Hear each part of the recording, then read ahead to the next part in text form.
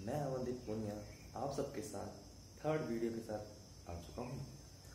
आज हम बात करेंगे केटीजी की।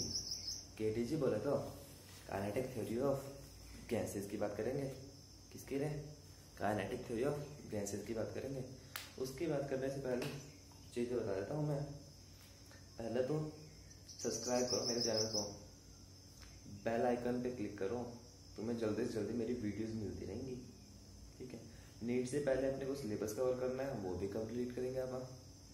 ठीक है, और उसके अलावा लाडले अपने को लाइक करो, कमेंट करो, शेयर करो और बहुत सारे अपने में सजेशंस भी मेरे को दो कि मैं आगे आने वाली वीडियोस में क्या करूँ और क्या कमी है मेरी वीडियोस में। राइट, बढ़िया।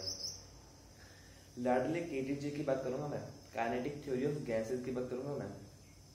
समझ रहे ना तो मेरी बात को समझ ले। काइनेटिक थ्योरी ऑफ गैसेस के अंदर बात करेंगे हम। तो सबसे पहले बात करते हैं प्रेशर की। प्रेशर होता क्या है जी? प्रेशर तो एक स्केलर क्वांटिटी है और प्रेशर का जो फॉर्मूला है ना, जो प्रेशर का फॉर्मूला है, हाँ लाडले बता, प्रेशर का फॉर्मूला है ना गुरु जी, वो बना है एफ अपॉन ए, मतलब फोर्स अपॉन एरिया। फोर्स भी वेक्टर है, एरिया भी वेक्टर है। अच्छा, ये बात है। हाँ, उसकी यूनिट निकालनी हो, इसकी यूनिट निकालना बहुत आसान है जी। एरिया की होती है मीटर स्क्वायर और फोर्स की न्यूटन, तो न्यूटन अपॉन मीटर स्क्वायर इसकी यूनिट आ गई है। आप इसको ऐसे लिखना चाहें तो गुरु जी ऐसे लिखवा दो हमको, वरना आप इसको पीए यानी पास्कल से भी लिखवा सकते हो। ठीक है, और एक कुछ चीजें जो हम याद कर लेते हैं, 1 एटमॉस्फेरिक 1 यानी 1 ATM is equal to pascal. 1 ATM equals to 1.01325 into 10⁵ pascal, यानी अप्रोक्सीमेट 10⁵ पास्कल लेके चलेंगे रे। उसके अलावा मैं बता देता हूँ कि 1 एटीएम है वो अप्रोक्सीमेटली 1 बार के इक्वल है, और 1 बार बोले तो 10⁵ पास्कल है। एक टोर है, एक टोर बोले तो बराबर होता है 1 mm हाइट ऑफ Hg। ठीक है, और 1 एटीएम है ना 76 सेंटीमीटर हाइट ऑफ Hg के बराबर है लाडले। 760 मिलीमीटर हाइट ऑफ Hg मान ले, तो इसको 76 सेंटीमीटर को जब तू कम मिलीमीटर में कन्वर्ट करेगा तो वो हो जाएगा 760 मिलीमीटर। समझ रहा है ना? ठीक है, 1 एटीएम हो गया 760 टोर के बराबर, याद रख लियो। और 1 एटीएम बोले तो 10 मीटर हाइट ऑफ H2O। ठीक है, 10 metre height of H2O equals to 1 ATM. Atmospheric pressure लाडले ये। सपोज कर कि मेरे पास एक बीकर है। ठीक है, क्या है? एक बीकर। उस बीकर के अंदर मैंने 20 सेंटीमीटर तक तो पानी भरा है और ऊपर 38 सेंटीमीटर तक मैंने Hg यानी मरकरी भर दिए रे। देख, मरकरी नीचे नहीं आएगी क्योंकि उसकी डेंसिटी कहीं ना कहीं डिपेंड करे। Density of water is higher and density of mercury is lower. That's why guys, और मेरे लाडले बच्चों, मरकरी ऊपर रह जानी है, पानी नीचे आ जाना है। डेंसिटी मरकरी के कारण वो ऊपर है, तो टोटल प्रेशर पूछा है हमसे। देख लाडले, एक एटमॉस्फेयर प्रेशर तो हवा का लगेगा, 0.5 प्रेशर मरकरी का लगेगा और 2 प्रेशर पानी का लगेगा, यानी टोटल हो जाएगा 1 2 3 3.5 यानी 3.5 P0 पास्कल लगने वाला प्रेशर है लाडले ये। एक क्वेश्चन और पूछा है किसी ने कि कोई लिक्विड भर दिया है मैंने, ठीक है, एक बीकर में H हाइट तक, P0 प्रेशर ऊपर से लग रहा है, टोटल प्रेशर बताने का है तो मैं तो बोलूंगा कि P not plus row H G H, है ना। ठीक है, जिस हाइट पे है उस हाइट उतना एच लग गया, ग्रेविटी के कारण जी आ गया और रो आ गया, ठीक है, और पी नोट आ गया। लाडले, जब अगर किसी ने बोला कि तूने बीकर को टेढ़ा कर दिया, ठीक है, अब कुछ बच्चे नालायक से ये बोलेंगे कि सर गुरुजी इसमें तो जो डेंसिटी रो वाला इसके अंदर से जो लिक्विड था वो तो बाहर निकल देगा। अरे लाडले, हम इतना इससे टेढ़ा नहीं करेंगे, हम इसे इतना ही टेढ़ा करेंगे कि लिक्विड बाहर ना उसके अंदर रहे। ठीक है गुरुजी, जैसे तू एक इसे टेढ़ा करेगा किसी एक एंगल पे, तो उस पे एक एंगल बन जाएगा थीटा। हाइट वो एच की एच ही रहनी है, ऊपर से प्रेशर लगना था पी नोट ही लगना है, डेंसिटी रो थी रो ही रहनी है, टोटल प्रेशर पूछा है, टोटल प्रेशर पी नोट है मुन्ना, साथ में रो जी एच है, और जो एंगल बना है ना वो कोस थीटा बन जाना है। ठीक है, थीटा लिया हमने वर्टिकल से, ठीक है, rho g h cos theta, theta from horizontal ले ले चाहे तू। देख लाडले, मैं तेरे को प्रेशर की बातें बता दी है, मैं बात करता हूँ वॉल्यूम की। वॉल्यूम में देख यूनिट है मीटर क्यूब वॉल्यूम की, या ले ले तू सेंटीमीटर क्यूब। 1 लीटर बोले तो 10⁻³ मीटर क्यूब, 1000 लीटर बोले तो 1 मीटर क्यूब, 1 सीसी बोले तो 10⁻⁻6 मीटर क्यूब। ये वॉल्यूम की बात कर ली मैंने। अब वॉल्यूम के बाद मैं टेम्परेचर की बात भी करूंगा, केटीजी है भाई जी, यहाँ पे वॉल्यूम की, प्रेशर की और टेम्परेचर की बात और करेंगे। टेम्परेचर को डिनोट करते हैं टी से लाडले, यूनिट है केल्विन। केल्विन बराबर होता है डिग्री सेल्सियस प्लस 273.15 के। चेंज इन टेम्परेचर निकालना हो, यानी डेल टी निकालने का हो तेरे को, क्या निकालने का हो, डेल टी। तो डेल टी होगा लाडले बराबर डेल सी नॉट के, यानी डिग्री सेल्सियस के, और डिग्री सेल्सियस बराबर हो सकता है चेंज इन केल्विन के। निकल जाना है, एक एग्जांपल देके बताता हूं तेरे को कैसे निकल जाना है।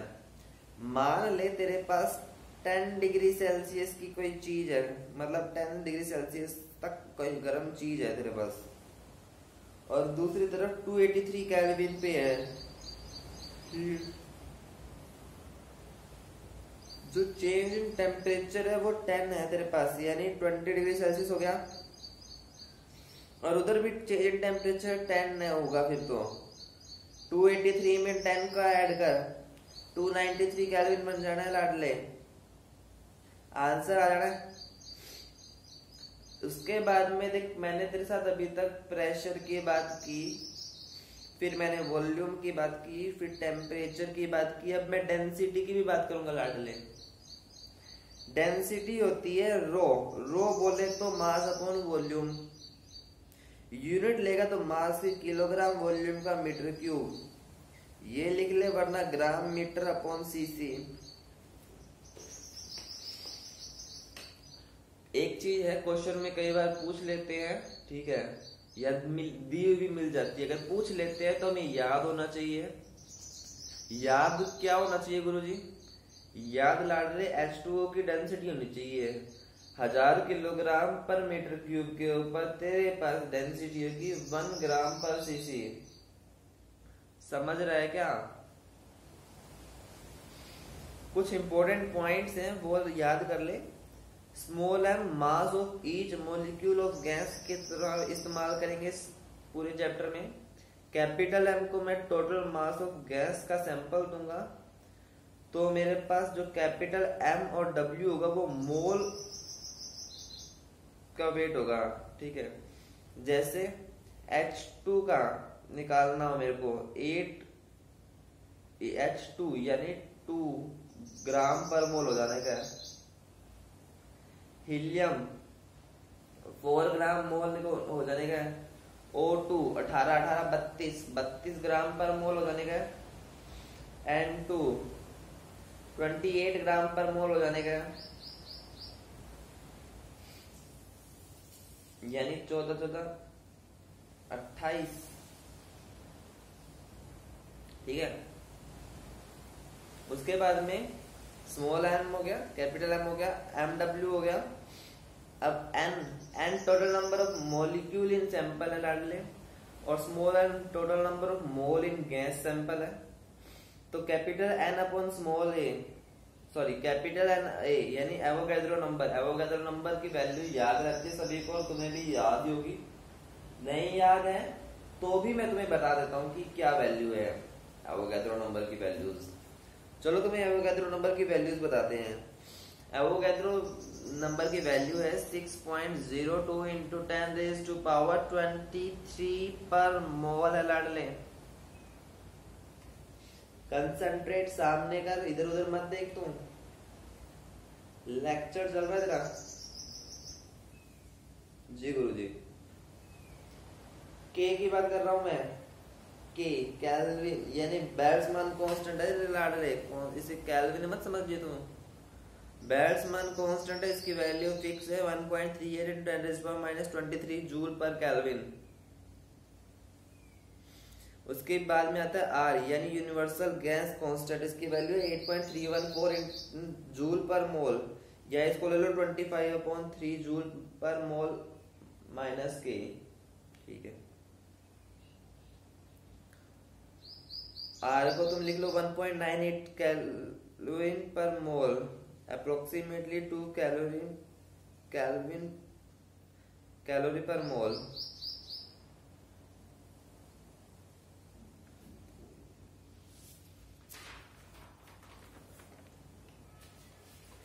ले ली बात, ले ली। मेरे को ही बोल रहे हो? हाँ मेरे को ही बोल रहा हूँ। देख एक चीज आती है n is equal to M upon M W. यहाँ पे जो n है यानी स्मॉल n है, नंबर ऑफ मोल्स हो गया, m total mass of gas हो गया, N W molecular weight of gas हो गया, वो बराबर होंगे n अपॉन na यानी total number of moles upon Avogadro number. एक तो ये फॉर्मूला याद कर लो। दूसरा formula m is equal to m capital N, ये याद कर लो। M W is equal to M N A याद कर लो, और एक ये रख लो k equals to R upon N A. 1.3 joule per kelvin, और R gas constant, N A Avogadro number, ये सारे ही कांस्टेंट ही आ गया। टोटल आइडियल गैस इक्वेशन कोई पूछ लेता है तो PV is equal to NRT. Pressure होता है पीए पास्कल में, वॉल्यूम मीटर क्यूब में, टेम्परेचर केल्विन में, आर कांस्टेंट है, एन हमें निकालने का हो सकता है। PV is equal to M W R T, यानी एन को यहाँ पे एम डब्ल्यू दिया क्योंकि मेरे को पता था ये होने वाला है। या मैं बोल सकता हूँ PV is equal to N upon N A R T, दो चीजें। अगर तेरे पास होता है पी इज इक्वल टू यहाँ पे आर टी ना, तो यहाँ पे मैं एम वॉल्यूम को यहाँ पे इनवर्स में लेके आते हैं, और इधर से वॉल्यूम है R upon N is equal to PV is equal to N K T, यानी के बन जाने का, और पी यहाँ पे एम अपॉन वी यानी density R T.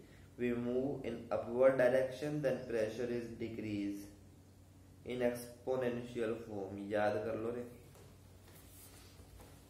assumptions of an ideal gas, कुछ assumptions हैं आइडियल गैस को लेके, वो तुम्हें मैं क्लियर कर देता हूँ। इन assumptions को क्लियर करने के बाद में तुम्हारी मार्क कुछ क्वेश्चंस बचेंगे, बाकी लगभग क्वेश्चन हो जाने हैं तुम्हारे। ठीक है।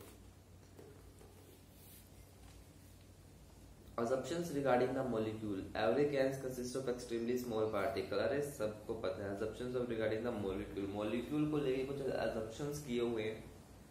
पहला assumption तो ये है कि every gas consists of extremely small particle known as molecule. सबको पता है कि हर एक जो गैस है उसके अंदर extremely small particle है जिनको हम molecule बोलते हैं। और जो ये molecule है ना किसी भी गैस के, ये आइडेंटिकल होंगे सारे के सारे, but different than another gas. समझ रहे हो? मान लें तूने ऑक्सीजन के मॉलिक्यूल्स लिए तो ऑक्सीजन के मॉलिक्यूल आपस में तो सिमिलर होंगे पर नाइट्रोजन से डिफरेंट होंगे। ठीक है। Molecule of a gas are identical, spherical, rigid and perfectly elastic. Particular masses, ठीक है, and point masses, sorry. The size is negligible in comparison to intermolecular distance, 10⁻⁻⁹ metre. अब ये कुछ मॉलिक्यूल को लेकर अजम्पशंस थे और एक अजम्पशन यहाँ पे वॉल्यूम को लेके भी है। किसको लेके? वॉल्यूम को लेके भी एक अजम्पशंस है गाइस। समझ रहे हैं आप मेरी बात? वॉल्यूम को लेके भी अजम्पशंस हैं। तो एक बात ही मैं बताता हूँ, तो वॉल्यूम का अजम्पशन है ना, वो कुछ ऐसा है कि the volume of a molecule is negligible in comparison to the volume of gas. अगर गैस के कंपैरिजन में अगर मैं वॉल्यूम निकालना चाहूँ किसी मॉलिक्यूल का तो वो नेग्लिजिबल होने वाला। लाडले क्या किसी भी अगर मैं लेके आता हूँ गैस के कंपैरिजन में किसी मॉलिक्यूल का वॉल्यूम लेके तो नेग्लिजिबल वॉल्यूम होएगा। ये इसका एक अजम्पशन था। एक अजम्पशन है रिगार्डिंग मोशन को रिगार्डिंग भी कुछ एग्जम्पशंस किए हुए हैं।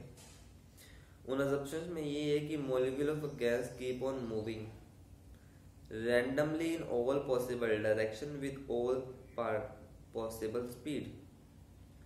जो मॉलिक्यूल ऑफ अ गैस है ना, वो लगातार चलते रहेंगे रैंडमली सभी पॉसिबल डायरेक्शन में विद ऑल पॉसिबल स्पीड। ठीक है ना? Speed of gas molecule lie between 0 और infinity, very high speed. Assumptions regarding collision भी कुछ कोलिजन को रिगार्डिंग भी अजम्पशंस नहीं है लाडले। और लाडले सुन ले इधर मेरी। The gas molecule keep on moving themselves as well as with the walls of containing vessels. जो गैस मॉलिक्यूल है वो keep on colliding themselves as well as with the walls of containing vessels. The collisions are perfectly elastic. Therefore, the total kinetic energy before collision equals to total kinetic energy after the collision.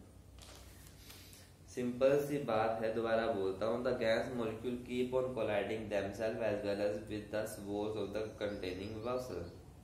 The collision are perfectly elastic, therefore the total kinetic energy before collision and equal to total kinetic energy after the collision.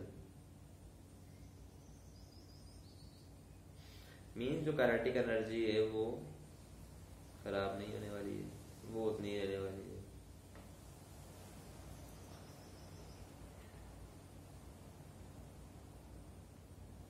उसके बाद में लाडले another चीज है, molecule move in straight line with constant speed. Molecule move करेगा constantly with same speed but two successive collision.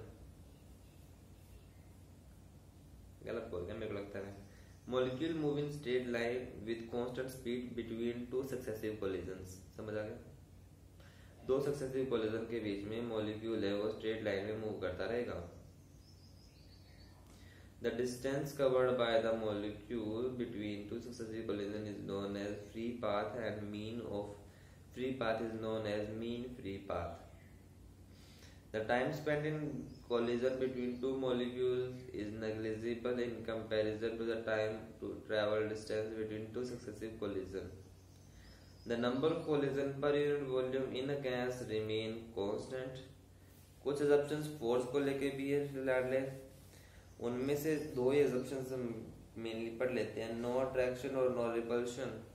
Force acts between gas molecule, therefore potential energy zero लाड रहे। उसके बाद में gravitational attraction on the molecule is insufficient due to extremely small masses and are very high speed molecules.